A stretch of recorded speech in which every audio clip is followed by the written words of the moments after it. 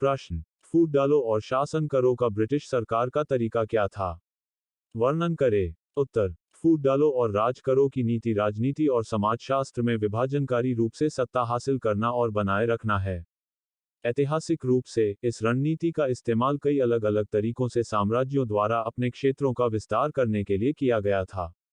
हालांकि, विरोधियों द्वारा पहले से मौजूद विभाजनों के शोषण और विभाजन और शासन द्वारा निहित इन विभाजनों के जानबूझकर निर्माण या मजबूती के बीच अब अंतर करना कठिन हो गया है।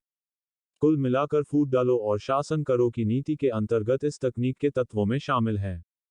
गठबंधनों को रोकने के लिए विषयों के बीच विभाजन बनाना या प्रोत्साहित करना जो संप्रभु को चुनौती दे सकता है और ताकतों को वितरित कर सकता है कि वे दूसरे पर हावी हो जाएं।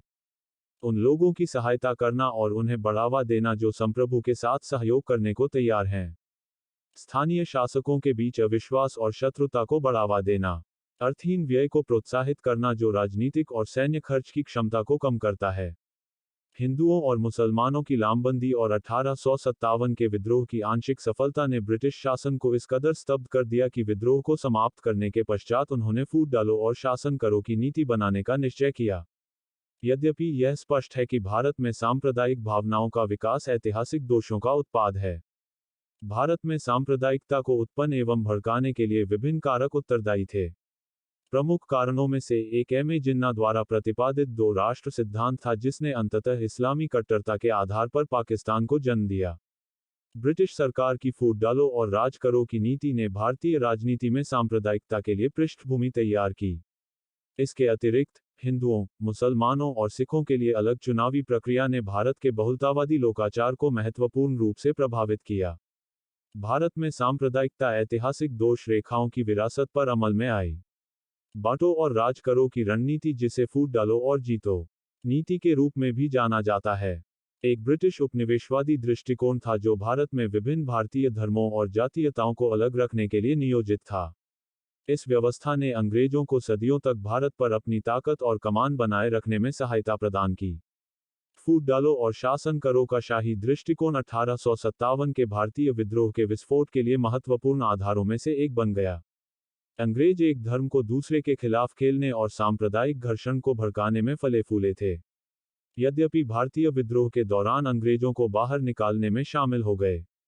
विद्रोह के बाद की अवधि में, अंग्रेजों ने अपनी रणनीति बदल दी और उनके खिलाफ इस तरह के किसी भी संयुक्त कार्य को रोकने के लिए विभाजित करने और बनाए रखने के दृष्टिकोण को अपनाया। वे अलग अलग पार्टियों को एक दूसरे के खिलाफ सांप्रदायिक संघर्ष विकसित करके इस उथल पुथल को पैदा करने में सफल रहे। अंग्रेजों ने किसी भी मध्यस्थ की उन्नति को रोकने के लिए फूट डालो और राज करो को लागू किया जो लोगों को उनके खिलाफ एकजुट कर सके। इसलिए इस नीति ने ब्रिटिश सरकार के खिलाफ किसी और संयुक्त मोर्चे को सफलतापूर्वक रोका। 20वीं शताब्दी की शुरुआत में महात्मा गांधी और जवाहरलाल नेहरू जैसे व्यक्तित्वों के उदय के साथ फूट डालो और राज करो की नीति बनाई गई थी, जो ब्रिटिश शासन के खिलाफ लोगों को प्रोत्साहित करने में सक्षम थे। फूट डालो और राज करो दृष्टिकोण ने मुस्लिम लीग और सिख अलगाववादी अभियान जैसे अलगाववादी आंदोलनों के विकास में भी योगदान दिया। ब्रिटिश साम्यवादी और समाजवादी समूहों के विकास को भी हतोत्साहित नहीं कर सके, जो ब्रिटिश सरकार के खिलाफ लोगों में शामिल हो गए। प्रस्तुति समापन। आपका धन्यवाद।